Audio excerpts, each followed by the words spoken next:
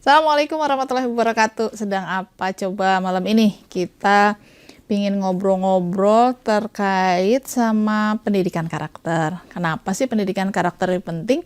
Karena sebenarnya tujuan dari pendidikan nasional dalam Undang-Undang Sistem Pendidikan Nasional diantaranya adalah membentuk pribadi siswa yang beriman dan bertakwa pada Tuhan Yang Maha Esa.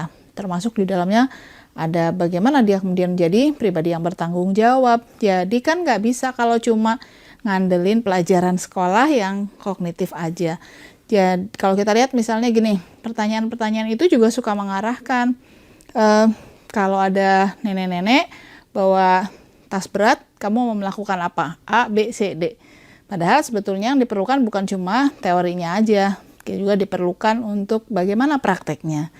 Ini memang memerlukan energi tersendiri ya, terutama bagi guru untuk melakukan pendampingan sehingga nanti bisa membentuk karakternya. Tapi karakter itu harus dibentuk secara konsisten di rumah, di sekolah, dan di masyarakat. Jadi guru yang paling efektif adalah ketiga unsur ini tadi yang harus memberikan teladan dan juga mengingatkan. Karena tadi proses pembentukan perilaku itu menjadi satu hal yang sangat penting.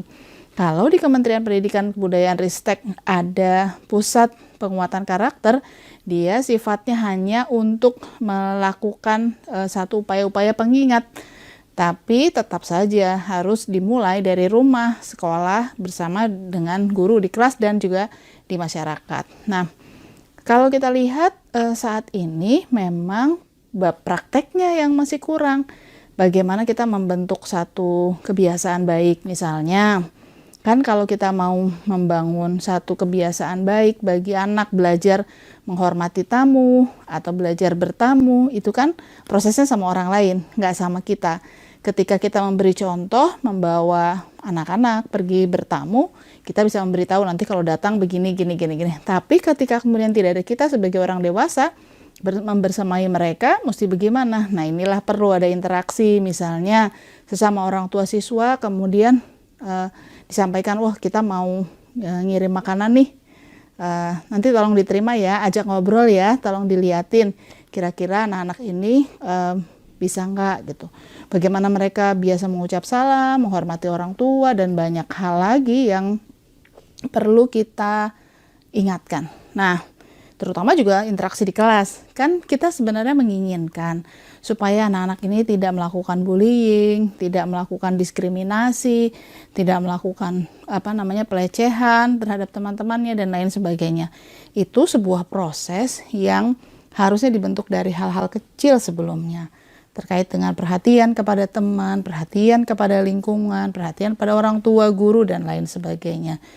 Kadang-kadang kita menganggap itu sebagai hal-hal yang sepele, tapi disitulah sebetulnya titik tolak dari pembangunan karakter-karakter berikutnya yang harusnya bisa dijalani.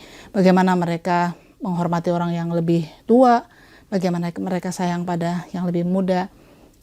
Ada semacam penugasan yang bisa dilakukan oleh orang tua dan guru yang dikomunikasikan sehingga nanti mereka menjadi lebih terbiasa.